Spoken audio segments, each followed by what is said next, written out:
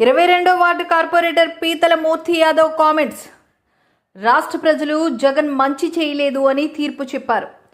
ప్రతిపక్ష హోదా కూడా దక్కలేదు. భవిష్యత్తు తరాల కోసం ప్రజలు చారిత్రాత్మక తీర్పు చెప్పారు. జగన్ విడిపోవడానికి సిద్ధం అయిపోయారు. ఇది ప్రజలు రాసిన స్క్రిప్ట్. భూ కబ్జాలతో ప్రజలు విసిగిపోయారు. ఉద్యోగులను లెక్క చేయలేదు. డాక్టర్ సుధాకర్, సుబ్రహ్మణ్యం చావులకు ప్రజలు రిటర్న్ గిఫ్ట్ ఇచ్చారు. జగన్ యాదవులను విస్మరించారు. పవన్ ఓడిపోయినా గాజువాకలో టీడీపీ కూటమి గెలుపు. వంశీకృష్ణ శ్రీనివాస్ 65,000 మెజారిటీ. సజ్జల, విజయసాయిరెడ్డి, పెద్దిరెడ్డి, వైవి సుబ్బారెడ్డి ఎక్కడున్నారు?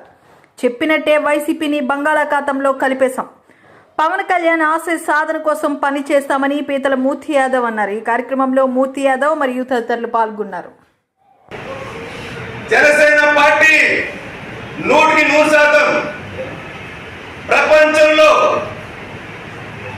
ఇది ఒక అరుదైనటువంటి రికార్డు. ఇది జనసేన పవన్ కళ్యాణ్ గారి ఆశయ సాధన కోసం ఆయన ఆకాంక్ష మేరకు, రాష్ట్ర అభ్యున్నత మేరకు త్యాగం చేసి వ్యతిరేకతో చేయమని మనం రాష్ట్రాన్ని మనం కాపాడుకోవాలని చెప్పి ఏదైతే తెలుగుదేశం పార్టీ బీజేపీని యాగం చేసి కూటమిగా ఏర్పడి 21 సీట్లలో అసెంబ్లీ సీట్లలో పోటీ చేసి 2 పార్లమెంట్ సీట్లలో పోటీ చేసి 100% గెలుపన్నది సాధించడం అనేది ప్రపంచ చరిత్రలో అది పవన్ కళ్యాణ్ గారికి దక్కింది, జనసేన పార్టీకి దక్కిందని చెప్పి సగర్వంగా చెప్పగలం. ఇంత పెద్ద విజయాన్ని రాష్ట్ర ప్రజలు అకుంఠిత దీక్షతో రాష్ట్ర అభివృద్ధి కోసం, వాళ్ళ బిడ్డల భవిష్యత్తు కోసం ఇచ్చారు. మా జనసేన పార్టీ పోటీ చేసినటువంటి 21 స్థానాల్లో 10 స్థానాల్లో 50,000 పైన మెజార్టీతో గెలిచారు మా అభ్యర్థులందరూ కూడా. ఉమ్మడి విశాఖ నుంచి పోటీ చేసిన వారికి 48,000 కన్నా ఎక్కువ మెజార్టీతో గెలిచారు. పెందుర్తి పంచగర్ రమేష్ బాబు గారు 81,000, విశాఖ సౌత్ వంశీకృష్ణ శ్రీనివాస్ గారు 64,000, అనకాపల్లి కొనతాన రామకృష్ణ గారు 66,000, సుందరం విజయ్ కుమార్ ఎలమంచిలి ఆయన 48,000 మెజార్టీతో ఉమ్మడి విశాఖ జిల్లా ప్రజలందరూ కూడా గెలిపించి ఆశీర్వదించారు. మా అధినేత పవన్ కళ్యాణ్ గారి కష్ట పెట్టినటువంటి గడ్డ ఏదైతే ఉందో ఆ గడ్డ మీద వైసీపీకి సరైనటువంటి గుణపాఠం చెప్పాము. ప్రకృతి విఘాతం చేశారు, ఋషికొండను నాశనం చేశారు, విధ్వంసం, అరాజకం, అవినీతి, అన్యాయానికి పాల్పడినటువంటి ఈ వైసీపీ పెద్దలకి ఇవాళ రాష్ట్ర ప్రజలు గుణపాఠం చెప్పారు. కనీసం విశాఖ ఎంపీగా ఉన్నటువంటి గత ఎంపీ ఉన్నటువంటి ఎంబీవి క్రైస్తవ రాష్ట్రం దోచేశాడు, డైకోన్ కోరలు మూసేశాడు, విశాఖ ప్రజలు అనేక రకాలుగా ఇబ్బందులు పెట్టాడు. పదే పదే దేవుడి ఆస్తుల్ని, దళితుల బాలికల ఆస్తుల్ని, స్థలాన్ని కబ్జా చేశాడు, అనాథులు వృద్ధులు యొక్క స్థలాన్ని కాజేశాడని చెప్పి పదే పదే జనసేన పార్టీ న్యాయ పోరాటం కూడా చేసింది. అలాంటిది ఇవన్నీ ఏ పట్టగా దోపిడీ జేయంగా అరాచకం అవినీతి పేటైపోయి వైసీపీ నేతలు బరితెగించినటువంటి విధానానికి ఉత్తరాంధ్ర ప్రజలు వీళ్ళకి పరాకాష్గా బుద్ధి చెప్పినటువంటి నైజం ఇవాళ. ఈ భూదోపిడీ ఏదైతే ఉందో, అసైన్ ల్యాండ్స్ ఏదైతే కొట్టేశారో, రాష్ట్ర వ్యాప్తంగా 9 లక్షల ఎకరాలు ఏదైతే జియో ఫైనాన్స్ ప్రకారంగా దోచేశారో మొత్తం వ్యవహారం మీద మా ప్రభుత్వం ఏర్పడిన వెంటనే విచారణ జరిపిస్తాం.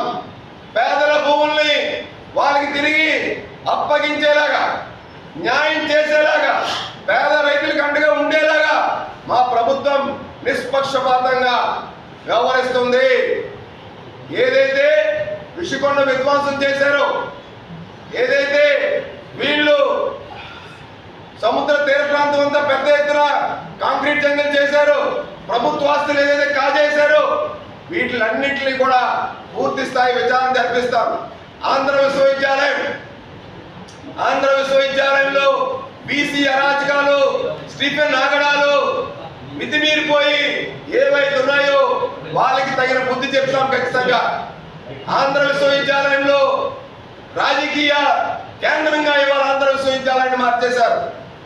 ఆంధ్ర విశ్వవిద్యాలయంలో రాజశేఖర రెడ్డి గారు విగ్రహం పెట్టి అదొక వైసీపీ కార్యాలయంగా మార్చేసిన దాన్ని విద్యా సంస్థల్లో విద్యని నేర్పించాల్సి, రీసెర్చ్ చేయాల్సి, బోధించాల్సినటువంటి ఆ యొక్క విశ్వవిద్యాలయాలు, విశ్వ కళామంతల ఒళ్ళు రాజకీయ నాయకుల విగ్రహాలని తీసేసేలాగా మా యొక్క ప్రభుత్వం కృషి చేస్తుంది. ఖచ్చితంగా రాష్ట్ర వ్యాప్తంగా ఉన్న విశ్వవిద్యాలయాల్లో ఎక్కడా కూడా రాజకీయ నాయకులు విగ్రహాలు లేకుండా,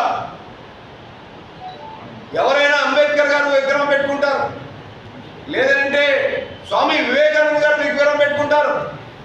రాజకీయ నాయకుల విగ్రహాలు పెట్టి విశ్వవిద్యాలయాన్ని రాజకీయాల కేంద్రంగా మార్చేసినటువంటి స్థితికి ఏదైతే వైసీపీ ప్రభుత్వం తీసుకొచ్చిందో ఆ విగ్రహాలన్నీ తొలగించేలాగా మా ప్రభుత్వాన్ని మేము ఖచ్చితంగా కోరుతాం.